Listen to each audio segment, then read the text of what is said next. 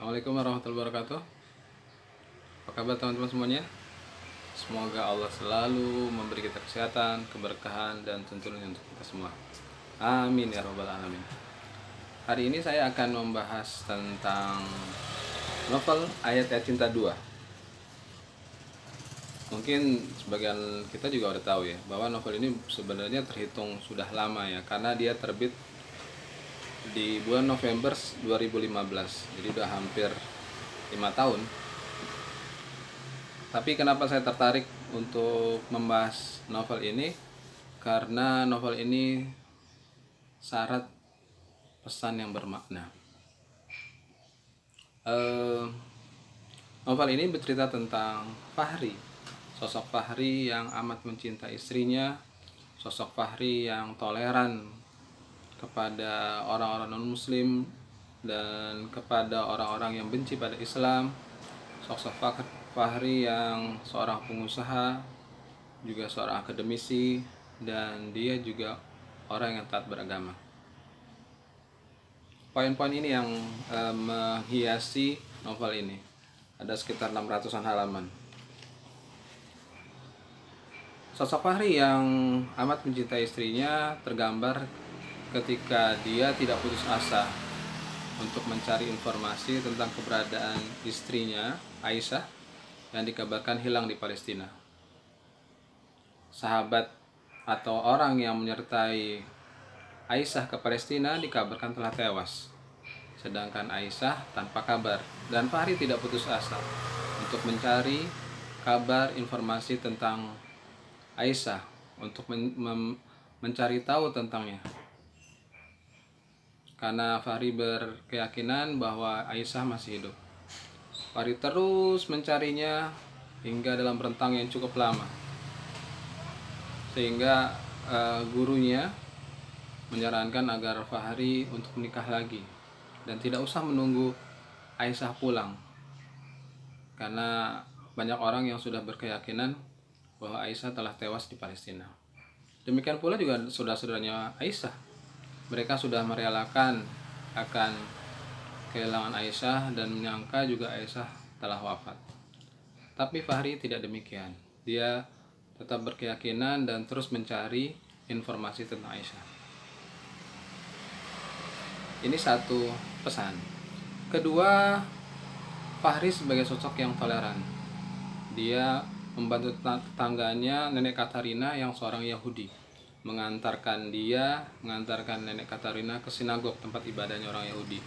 Bahkan menolong Nenek Katarina ketika anak tiri Nenek Katarina merebut dan menjual rumah yang didiami oleh Nenek Katarina, dengan memberi tumpangan kepada Nenek Katarina serta membeli ulang rumah yang telah dijual oleh anak tiri Nenek Katarina. Atau Fahri tetap berbuat baik kepada kedua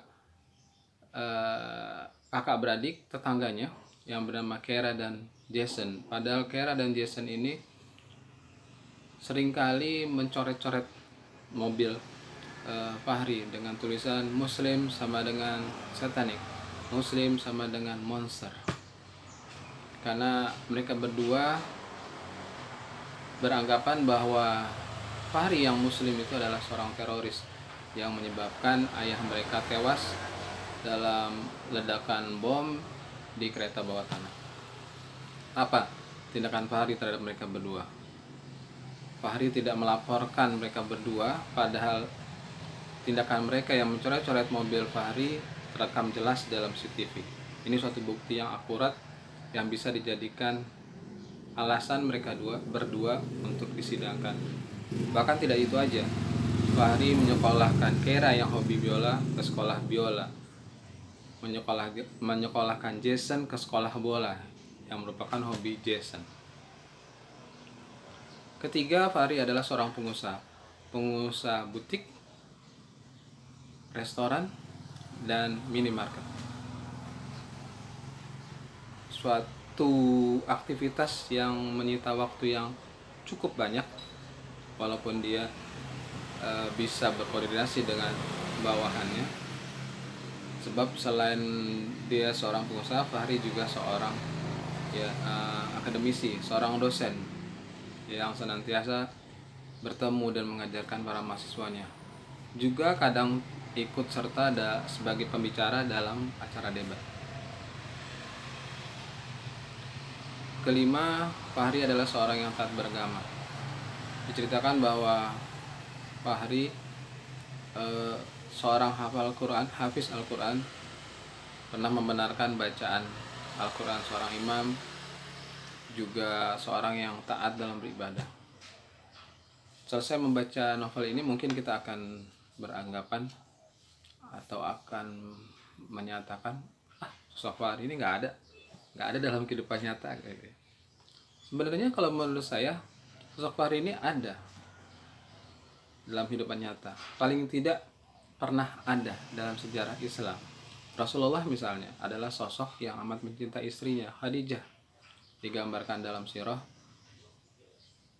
Rasulullah amat sedih ketika Khadijah meninggal. Maka pada tahun meninggalnya Khadijah dan paman beliau Abu Thalib, tahun itu disebut dengan tahun kesedihan, tahun duka, Amul Huzn. Rasulullah selalu menceritakan menceritakan Khadijah kepada Aisyah di saat Khadijah telah meninggal, sehingga membuat hal ini membuat Aisyah menjadi cemburu. Kenapa orang yang udah meninggal masih diceritakan begitu? Terus Rasulullah juga sering berkunjung dan berkomunikasi dengan teman-temannya Khadijah. Rasulullah juga orang yang toleran terhadap orang non-muslim. Mungkin teman-teman udah tahu, udah pernah dengar, udah pernah baca cerita tentang orang Yahudi yang melempari kotoran ke rumah Rasulullah setiap saat. Ketika orang Yahudi ini sakit, Rasulullah menjenguknya. Satu balasan yang di luar masuk akal sehat, di luar akal nalar kita ya. Perbuatan buruk dibalas dengan perbuatan baik. Adapun sosok pengusaha yang ada pada diri Fahri juga ada pada diri Abdurrahman bin Auf, Utsman bin Affan, Zubair bin Awam, dan sahabat-sahabat Rasulullah lainnya. Abdurrahman bin Auf salah satunya misalnya.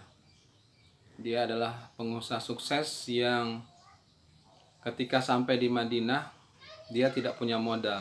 Ketika ditawari modal oleh Sa'ad bin Rabi, dia menolaknya. Dia hanya minta ditunjukkan di mana pasar. Apa yang terjadi ketika sore hari? Abdurrahman bin Auf memperoleh keuntungan. Ini kan satu bukti bahwa dia adalah seorang pengusaha sukses. Apalagi setelah berjalannya waktu, Abdurrahman bin Auf dikenal oleh penduduk Madinah sebagai orang yang dermawan. Hampir seluruh penduduk Madinah pernah merasakan kedermawanan Abdurrahman bin Auf.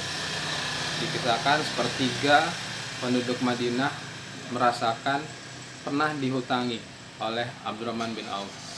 Sepertiga yang lainnya pernah dibayarkan hutangnya oleh Abdurrahman bin Auf. Sepertiga lainnya pernah diberi uang ketika Abdurrahman bersilaturahmi kepada mereka. Masih banyak lagi kedermawanan Abdurrahman bin Auf. Sosok pengusaha yang ada pada Fahri pernah ada di masa Rasulullah. Ada pada diri, salah satunya adalah pada diri Abdurrahman bin Auf. Sosok yang taat kepada agama. Oh, ini nggak usah ditanya lagi ya. Banyak kisah ketaatan Rasulullah dan para sahabat dalam menjalankan hidup dengan tetap menjalankan ajaran Islam. Jadi sebenarnya sosok Fahri bukan sosok yang fiksi sebenarnya, pernah ada di dalam sejarah, Oleh karenanya saya membahas ini mungkin sebagai penggugah kita semua di masa saat sekarang ini. Kita sebenarnya bisa menjadi sosok seperti Fahri, bisa menjadi orang yang sayang pada keluarganya, bisa menjadi orang yang toleran terhadap orang-orang non-muslim, terhadap orang-orang yang membenci Islam, bisa menjadi seorang pengusaha yang sukses dengan tetap menjalankan ketetapan dalam beragama Islam. Saran dan kritik saya tunggu ya teman-teman. Sampai di sini aja. Lebih kurangnya mohon maaf. Assalamualaikum warahmatullahi wabarakatuh.